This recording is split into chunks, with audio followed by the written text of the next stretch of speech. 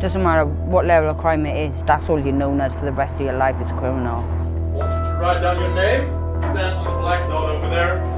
If you don't teach people other ways, they will try other ways to do it again, but in a more clever way, in a more smart way. If you've got nothing to change for, then why change? So, how did you get there? This may look like a corporate away day, but I'm actually attempting to break out of a Dutch prison in a misguided attempt to show the difference between the British and the Dutch system.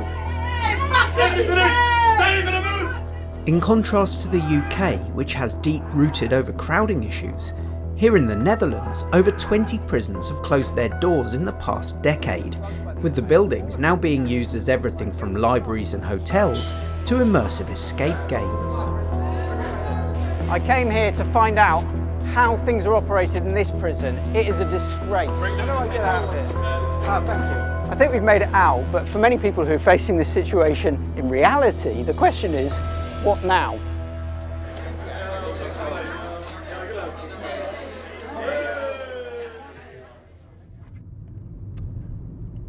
The prison population in England and Wales has doubled in the last 30 years.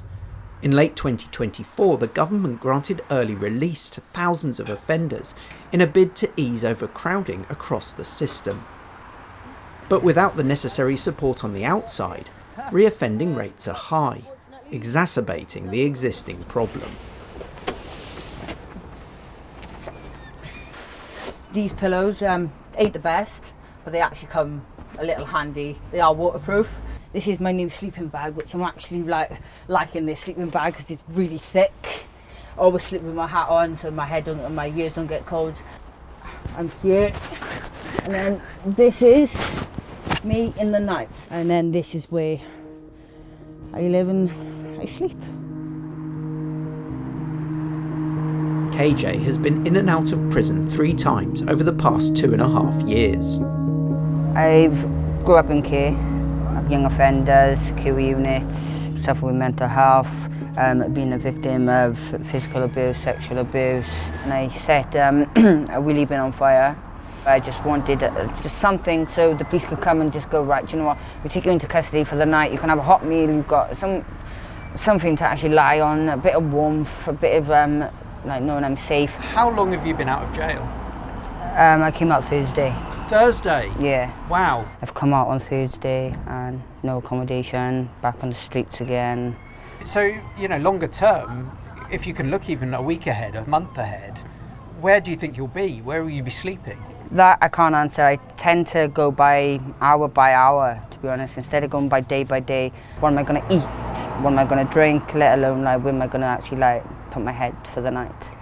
Like, I don't want to go back into jail. I had a horrible experience this time round. But do you want to somewhere like where you can actually like sleep? You've got structure, you've got food, or you're going to wake up in the morning to your clothes getting robbed like from the tent, or you're going to like wake up in a puddle. A lot of people would prefer to go back to jail. With inadequate local services to assist ex-offenders, KJ is reliant on charities like Bark Community Outreach Centre, which is staffed by volunteers and offers everything from advocacy to hot food and winter clothing. It's a bit of a mess. This is my favourite now. It's with this nice big white fluffy blanket. I do get a bit embarrassed to ask. It's like a pride thing. You don't want people like kind of looking down on you, but here the staff don't. Bark's director Rebecca has paid for KJ to stay in a hotel tonight, but this is just a temporary respite. Tomorrow he will be back on the streets. Is it a source of some frustration that you are filling a gap that should be filled by... statutory services. Yeah. Exactly. There isn't enough services to go around. There's not enough funding, there's not enough money, there's not enough housing. But what would you like to see? I mean, what could improve this situation? I think they need to look at the reforming the justice system completely. They need to look at reform instead of punishment. You know, there's people that do need to be there, and there's people that need to be there for a long time. But there's recalling people for 7 days and 14 days and holding up these places, and there's other ways, there's other options, and that's what they should be looking at.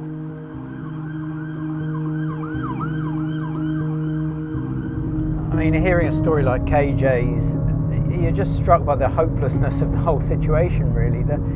He's not violent, he's not someone who is a danger to society, and people like Bex can't solve all his problems, you know?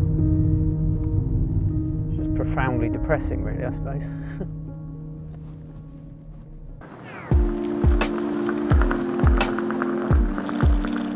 While in the UK, overcrowding prisons has caused huge knock-on effects, here in the Netherlands, the prisons are actually being closed.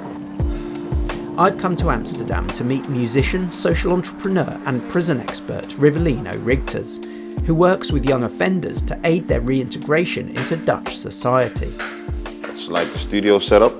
This is what we normally do when we go to either a youth prison or a school. I've noticed that throughout the years, the moment that I put on a beat or put on a mic, all things just flow out naturally. We use music as a tool to sort of connect with them, you know? I was so depths of my despair, high through the heavens, I explore, no longer shaken by fear, I'm free to be brave. Spreading love from our hearts to our hands on a mission, from the land to the sea. We hear a lot about how good the justice system is in the Netherlands.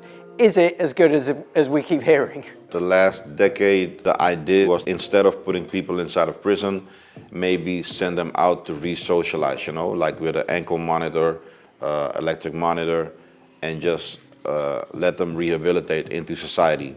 The youth crime has gone down, but high impact crimes have gone up, you know? So that's like a weird balance to see. Across Europe, crime is actually going down, and yet the UK has this huge problem with overcrowding in prisons that the Netherlands simply doesn't have. Potentially the big difference is the view of rehabilitation. Even though people may sometimes brand you as a criminal, once a criminal, always a criminal, but society is more and more open to give people a second chance, you know, like bigger companies like Laplace or Ben & Jerry's, they don't really look at your criminal past. Rehabilitation is a key part of the justice system in the Netherlands. People are struggling with multiple problems. We have to focus on all of the problems to solve them all in the same time, with housing, with work, all of kinds of things that you need to come back into society the proper way. There are two kinds of people, you know, people who scream of help and people who don't give a damn, actually, you know. And the people who scream for help, they are we for, you know, to rebuild the lives also, you know, to give them actually the second chance to create the best version of themselves, you know. Yeah. Ik wil geblest zijn in het leven, mijn leven heeft nog vaak geregend. Although the Dutch system has its own problems, the wider societal attitude to rehabilitation appears far ahead of our own entrenched tough-on-crime stance. The politics of punishment in the UK often means it's left to charities and the private sector to drive change. This is the bread table where they kind of make beautiful loaves of sourdough bread. Tap Social runs an independent brewery and bakery outside Oxford. I'm here to meet its co-founder, Paul, a former criminal barrister. I was working with individuals who were coming in front of me for a short period of time. If I got a good result, it would keep them out of prison, or it would do something really positive for their life in the short term. But then I would have no other involvement in their life. Months, years might go by, and then I might see the same individual. It was very clear to me that you really are putting a sticking plaster on at the very end. Politically, being tough on crime is a vote winner. Yeah. How much do we have to kind of try and change society to, because that's a big, huge kind of shift, right? Yeah, for people to view it differently. I challenge slightly the idea that it's a vote winner. I think there's definitely a perception amongst politicians that it's a vote winner. You know, we spend so much money. I think it's about 19 billion a year that costs the taxpayer. Reoffending, that's not the whole criminal justice system. That's people who've committed crime who are then committing more crime. That's 19 billion pounds a year. So it would be hugely beneficial to the taxpayer to do something a bit more innovative about how we can reduce crime, and we know that this stuff works.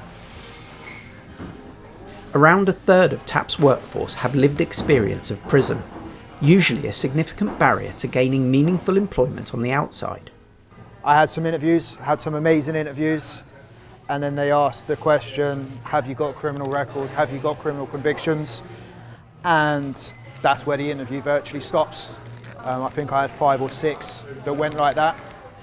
I suppose that there will be people who hear your story and think, well, this job that you're doing could be done by someone who doesn't have a criminal record. Yeah. What would you say to that? No one wants to see the cycle of people going in and out. I've seen people released and back in the next day. How important is it to you that you're contributing to society, right? You earn money, you pay taxes. Yeah, I pay taxes, the same as any other person. The most important thing for me is that I'm not repeating that cycle. The statistics of men being returned to prison within the first year are astronomical. I'm not one of them people, I beat them odds. Working for TAP means that Terry is one of the lucky ones, able to rebuild his life after serving his time. But for the majority of offenders, especially those without resources, breaking out of the cycle of criminality is a huge challenge, and one that it's high time British society was ready to address. Back in Bridgend, KJ is still homeless, but has finally found a sliver of silver lining. Can you tell me kind of what that means? It just means that I'm officially a volunteer. I've done all my drug tests and yeah, I'm allowed to volunteer now. Wonderful. I didn't even know how to explain it, like for somebody to actually give me that chance. I've helped out with when people wanted food bags, clothes donations in the back. We need milk, stuff like that, like from shops. I'm actually trusted with a bank card to go over so I just want to help and give back what they've been given to me, so really amazing. So